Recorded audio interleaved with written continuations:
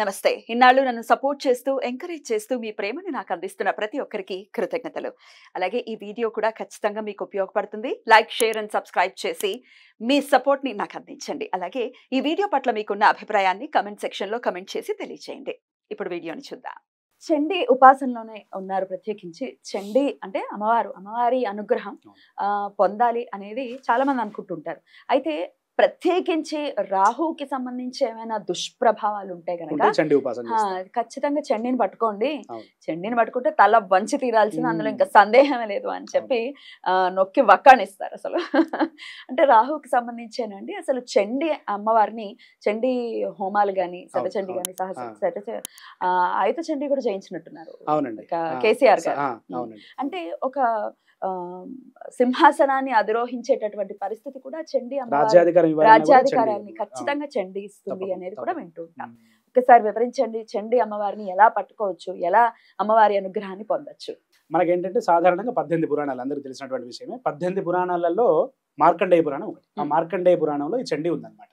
ఈ చండీనే అమ్మవారినే చండీ సప్తశతి రూపంలో అమ్మవారిని మనం కొలుస్తాము. చండీ సప్తశతి, దీన్నే దేవి సప్తశతి, దుర్గా సప్తశతి అని రకరకాల పేర్లతో పిలుస్తుంటారు. ఈ మార్కండేయ పురాణంలో దేవి మహాత్మ్యంలో ఈ సప్తశతి ఉంది. సప్తశతి అంటే 700 శ్లోకాలతో అమ్మవారి యొక్క మహాత్మ్యం ఉంటుందన్నమాట.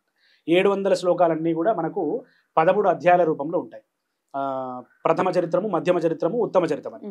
ఈ ప్రథమ చరిత్రం అంతా కూడా అంటే ఒకటో అధ్యాయం అంతా కూడా ప్రథమ చరిత్ర, 2, 3, 4 అధ్యాయాలంతా కూడా మధ్యమ చరిత్ర, 5 నుండి 13 అధ్యాయాల వరకు అంతా కూడా ఉత్తమ చరిత్రం అని. ఇందులో అమ్మవారు రాక్షసుల్ని ఏ విధంగా సంహరించి దేవతల్ని రక్షించింది అనేటువంటి విషయాలన్నీ కూడా, ఇప్పుడు మహిషాసుడు గాని, శుంభరిశుంభులు, చండముండులు ఇటువంటి రాక్షసుల్ని సంహరించి దేవతల్ని ఏ విధంగా రక్షించింది అనేటువంటి విషయాలన్నీ కూడా ఈ యొక్క చండీ మహాత్మ్యంలో ఉంటాయి. అందులో ముఖ్యంగా మీరు అన్నట్టు గ్రహస్థితిలో కనుక గ్రహాలు ఏవి బాలేకపోయినా కూడా చండీ ఉపాసన పనిచేస్తుంది.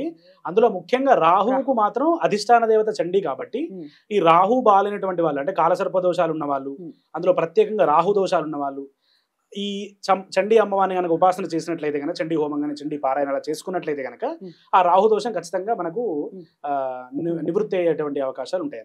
అందుకని ఈ చండీ అందులో ముఖ్యంగా మళ్ళీ 10 అధ్యాయాల వరకు కూడా యుద్ధం అంతా కూడా అయిపోయిన తర్వాత 11వ అధ్యాయంలో అమ్మవారిని స్తుతి చేస్తారు. 11వ అధ్యాయం నారాయణ నమోస్తుతే అనేటువంటి శ్లోకాలతో అమ్మవారు యాదేవి సర్వభూతేషు ఇవన్నీ కూడా 5వ అధ్యాయంలో అమ్మవారి స్తుతి ఉంటుంది. 11వ అధ్యాయంలో కూడా అమ్మవారిని స్తుతి చేస్తారు. మొత్తం అంతా కూడా అయిపోయింది దేవతలు. 12వ అధ్యాయంలో ఏంటంటే అమ్మవారు ఫలశ్రుతి చెప్తుంది. అంటే ఈ యొక్క చండీ ఉపాసన చండీ ఎప్పుడు చేసుకోవాలి, చండీ చేసుకోవడం ద్వారా ఎటువంటి ఫలితాలు కలుగుతాయి, ఇవన్నీ కూడా అమ్మవారే ప్రత్యక్షంగా 12వ అధ్యాయంలో చెప్తుంది. అందులో ఏంటంటే అష్టమ్యాంచ చతుర్దశ్యాం నవమ్యాం చైక చేతస శ్రోష్యంతి చైవ ఏ భక్త్య మమ మాహాత్మ్యం ఉత్తమం. అంటే ఎప్పుడైతే చతుర్దశి కానీ, అష్టమి కానీ, నవమి కానీ ఈ 3 తిథులలో గనక శ్రోష్యంతి చైవ ఏ భక్త్య నా మహాత్మ్యాన్ని ఎవరైతే వింటారో, ఈ చండీ పారాయణ చేసుకోవడమో వినడమో ఏదో ఒకటి ఆ ఉపాసన చేస్తారో వాళ్ళకు తప్పకుండా నా అనుగ్రహం ఉంటుందని చెప్పేసి అమ్మవారు ఈ 3 తిథుల్ని ప్రత్యేకంగా చెప్పింది. అందుకనే ప్రతిసారి కూడా ప్రతి నెల కూడా మేము చేస్తున్నాము. అందులో చతుర్దశిని ఉద్దేశించి అలాగే అష్టమి, నవమి కూడా ఈ 3 తిథులు అమ్మవారికి ప్రత్యేకమైనటువంటి చండీ ఉపాసనకు సంబంధించిన శుక్లపక్షం బహుళపక్షం ఎప్పుడు చేసినా మంచిది. ఈ అంటే నెలలో మనకు 6 వస్తాయి, 9 వస్తాయి, 6 వస్తాయి. 6 ఎప్పుడైనా ఈ 3 తిథుల్లో చేస్తే అమ్మవారికి ఇంకా ఎక్కువ ప్రీతి ఉంటుంది. అట్లాగే ముఖ్యంగా ఏంటంటే శత్రు నివారణకి, తర్వాత వ్యాపారాలలో నష్టాలు కలిగిన అటువంటి సందర్భాలలో, అందుకని ఇప్పుడు చండీ యాగాలు ఈ మధ్యలో దాదా అయిపోయి శతచండీ, సహస్రచండీ ఇవన్నీ కూడా. అంటే ఇవన్నీ ఎందుకు అంటే ఒక చండీ పారాయణ నుంచి మొదలుకొని నవచండీ అని, శతచండీ అని, సహస్రచండీ, ఐతచండీ, ప్రైతచండీ ఇట్లా చాలా ఉన్నాయి. అంటే సంఖ్య పెంచుకుంటూ వెళ్ళడం, అంటే ఎవరి యొక్క సమస్య ఎంత ఉంటుందో దానికి తగ్గట్టుగా చేసుకుంటూ వెళ్ళడం. అలా చేసినట్లయితే ఆ సమస్య తప్పకుండా తీరుతుంది అనేటువంటి రుజువులు మనకు ఉన్నాయి. ఎందుకంటే ఇది చెప్పి చేయడం కాదు, అలాంటి రుజువులు ఉన్నాయి. కాబట్టి ఆ ఉపాసన చేసినట్లయితే ఈ నవగ్రహాల్లో ఉన్నటువంటి నవగ్రహ దోషాలు, ప్రత్యేకంగా రాహు దోషాలతో పాటు మనకు ఉన్నటువంటి సమస్యను ఆ సంకల్పంలో చెప్పుకొని చండీ ఉపాసన చేయడం ద్వారా మనకు తప్పకుండా, అంటే ఇప్పుడు గణపతి హోమాలు, రుద్రహోమాలు ఇవన్నీ కూడా కామన్ గా చేస్తుంటాము. అవి కాకుండా దానికంటే కూడా కొంత ఉపాసన ఇప్పుడు ఈ చేసే వాళ్ళకు కూడా ఏంటంటే నవారణం అనేటువంటి ఉపదేశ మంత్రం ఉండాలి. ఆ మంత్రం ఉపదేశం ఉన్నటువంటి ఆ ఉపాసకులతో చేయించినట్లయితే కనుక అమ్మవారి అనుగ్రహం తప్పకుండా ఉంది. రైట్ అండి. అయితే పారాయణ విషయం గానీ ఈ 700 శ్లోకాలని కూడా పారాయణ చేస్తూ కదండి. అయితే సామాన్యులు కూడా చేయించుకునేటటువంటి పరిస్థితి ఉంటుందండి మరి? అంటే ఒకంత డబ్బుతో ఖర్చు కూడుకున్నటువంటి విషయం. అంటే ఇందులో డబ్బు ఖర్చుతో పని లేదు. ఇప్పుడు శతచండీ, సహస్రచండీ అంటే మీరు అన్నట్టు చాలా చేయించుకుంటారు, అది వేరే విషయం. కానీ అక్కడ ఉన్న వాళ్ళు లేని వారు అనే విషయం పక్కకు పెడితే ఫస్ట్ ఎంత భక్తితో చేసుకుంటున్నారు అనేది ఒక important. పారాయణ చేసుకున్నా సరే అది భక్తితో చేసుకుంటున్నారా లేదా ఆ. కనీసం ఒక అక్కడ వృత్తికిని పెట్టి నిజంగా పారాయణ భక్తితో చేయించుకుంటారా అక్కడ లక్షలు ఖర్చు పెట్టడం కోట్లు ఖర్చు పెట్టడం ప్రాధాన్యం కాదు మనసు లేకపోతే ఎన్ని కోట్లు మనసు లేకపోతే ఖర్చు ఎన్ని కోట్లు పెట్టినా పెట్టినా వ్యర్థమే ఆ. అట్లాగా ఉమ్. ఒక పారాయణ అయినా సరే ఒక హోమం అయినా సరే చేసుకుంటే మామూలు వాళ్ళు కూడా ఎవరైనా చేసుకోవచ్చు ఉమ్. దానికి పెద్ద ఇబ్బంది లేదు కాబట్టి అలా చేసుకున్నా తప్పకుండా అమ్మవారికి అంటే పారాయణలోనే మళ్ళీ హోమం కూడా వచ్చేస్తుందా ఏంటి difference సాధారణంగా ఏమన్నా? ఉమ్. హోమం చేస్తేనే ఫలితం ఉంటుంది అవును. అంటే పారాయణ చేయడం వేరు ఉమ్.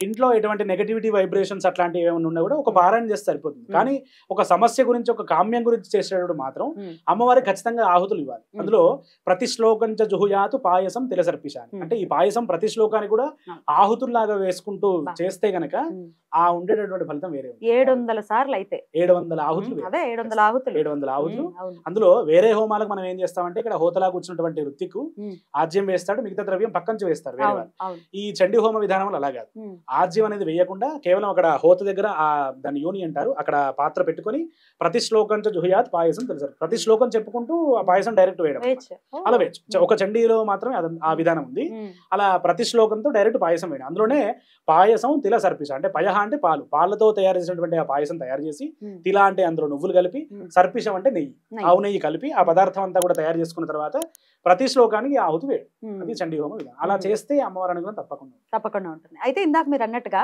కామ్యార్థాల విషయానికి వస్తే ఎటువంటి అంటే శత్రు నివారణతో పాటు ఉమ్.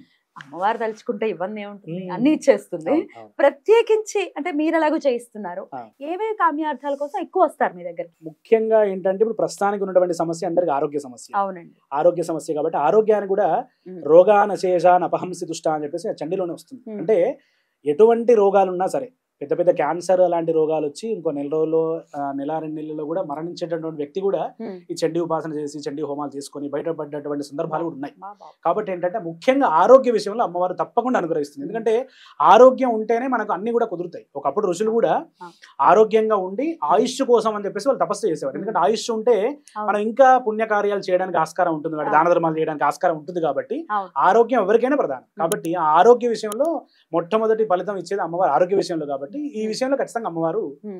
ఆరోగ్య విషయంలో ఎక్కువ చేసుకుంటూ ఉంటారు సో ఆరోగ్యం బాలేదండి ఏం చేయాలో తెలియదు అనుకున్నప్పుడు చేసుకోవచ్చు ఇంకేమి అంటే జాతక పరిశీలనతో అవసరం లేకుండా చండి చేయించేసుకో. అసలు జాతకం చూడాల్సిన సందర్భం ఎందుకంటే ఇప్పుడు చండీ గానీ ఏదైనా ఒక పూజ మనం చేసుకుంటున్నామంటే అది ఒక మెడిసిన్ లాగా ఇప్పుడు మనం ఒక టాబ్లెట్ లోపలికి వేసుకుంటున్నామంటే అది శరీర భాగాలు ఎక్కడికి వెళ్ళి ఏది తగ్గియాలో అది తగ్గిస్తుంది చండీ గానీ మీరు ఏది చేసుకున్న ఆ పూజా విధానం కానీ ఏదైనా సరే ఏ హోమమైనా సరే అది మీరు సంకల్పం లేకుండా గ్రహస్థితి లేకుండా అలా సంకల్పం చెప్పుకొని చేసుకుంటే అది ఏం చేయాలో అమ్మవారు ఏ విధంగా అనుగ్రహిస్తే ఆ విధంగా అనుగ్రహిస్తుంది కాబట్టి ప్రత్యేకంగా అవసరం రైట్. అలా సో మీరు చేయిస్తూ ఉంటారు కాబట్టి ప్రత్యేకంగా చేస్తూ ఉంటాము ఎవరైనా కావాలనుకుంటే కాంటాక్ట్ చేయొచ్చు. తప్పకుండా. రైట్ అండి చాలా చక్కగా తెలియజేశారు. అమ్మవారి అనుగ్రహం ప్రతి ఒక్కరికి కూడా ఉండాలి. రకరకాల సమస్యల సుడిగుండంలోనే ఉన్నారండి ప్రతి ఒక్కరు కూడా. ప్రతి ఒక్కరికి ఏదో సమస్య ఉంటూనే ఉంటుంది అందులో కలవు చండీ వినాయకుడు అందుకనే చండీ ఉపాసన చాలా మంచిది. రైట్. అలా చేసుకుని అమ్మవారికి దగ్గరయ్యేటటువంటి ప్రయత్నం చేయాలి ప్రతి ఒక్కరు. అదే చండీ రూపంలో కూడా ఫోటోలు ఇంట్లో పెట్టుకోవచ్చు అండి. చండీ అమ్మవారి ఫోటో పెట్టుకోవచ్చు. కాకపోతే దాన్ని ఎక్కువ ఉపాసన చేయకూడదు. ఉపాసన అంటే ఎలా అంటే పారాయణ రూపంలో జప రూపంలో చేయొచ్చు కానీ అలాంటివి కొంతమంది విగ్రహాలు చేయించుకుంటుంటారు. అంటే సాధారణంగా ఉగ్రదేవత రూపంలో ఉన్నటువంటి విగ్రహారాధన అనేది మనకు పనికిరాదు. సాత్విక దేవతలు మాత్రమే పూజించారు. లలిత అమ్మవారు ఉంది, లలిత అమ్మవారే చండీ. ఉపాసన మార్గంలోకి వెళ్ళి పూజ చేసేటప్పుడు మాత్రం లలిత అమ్మవారిని ఈ హోమ విధానంలో జప విధానంలో చేసేటప్పుడు మాత్రం అలా కొన్ని బీజాక్షరాలు వేయాలంటే అలా చేయొచ్చు. రైట్. చాలా చక్కగా తెలియజేశారండి. కృతజ్ఞతలు. నమస్తే.